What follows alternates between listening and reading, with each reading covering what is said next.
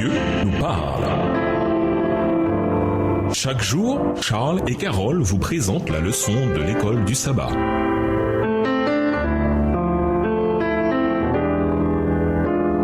Bienvenue dans notre émission. Dieu nous parle. Nous voilà à la leçon de vendredi. Pour aller plus loin, nous vous invitons à lire dans le livre La tragédie des siècles les chapitres Jean Wycliffe, les pages 73 à 88, Luther à la Diète de Rome, les pages 131 à 152, livre écrit par Ellen G. White. C'est par sa parole que Dieu nous communique les connaissances nécessaires au salut. Nous devons donc l'accepter comme une révélation infaillible de sa volonté. Elle est la norme du caractère, le révélateur de la doctrine et le rempart de l'expérience. Mais le fait que la volonté de Dieu ait été révélée à l'homme dans sa parole n'a pas rendu inutile la présence constante et la direction du Saint-Esprit. Au contraire, Jésus a promis d'envoyer le Consolateur aux disciples pour leur faire comprendre sa parole et engraver les enseignements dans leur cœur. Et comme le Saint-Esprit est l'inspirateur des Écritures, il est impossible qu'il y ait conflit entre lui et la parole écrite. Texte tiré du livre La tragédie des siècles,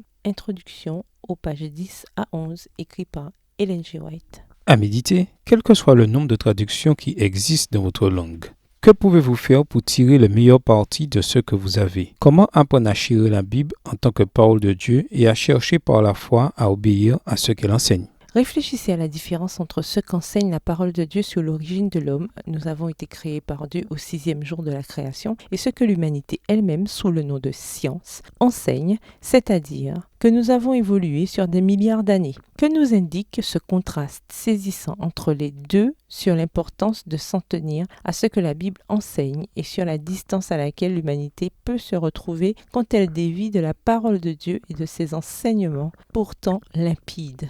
Disposez-vous d'outils pour mieux comprendre la Bible et si oui, lesquels? Et même si vous n'en avez aucun, comment apprendre à mettre en pratique certaines des leçons apprises cette semaine sur la manière d'interpréter la Bible? Les enfants d'Israël devaient enseigner à leurs enfants les grandes vérités qui leur avaient été confiées et de redire les histoires de comment Dieu les avait guidés dans leur vie. Deutéronome 4, verset 9. Sans parler du bénéfice évident de la transmission de la foi. Qu'y a-t-il dans l'enseignement et le fait de raconter les récits de la direction de Dieu dans nos vies qui tendent à faire grandir notre propre foi? Autrement dit, pourquoi le partage de la vérité biblique avec d'autres est-il aussi bénéfique pour nous? Au revoir. Et à demain si Dieu veut.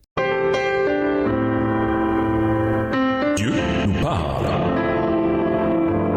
Chaque jour, Charles et Carole vous présentent la leçon de l'école du sabbat.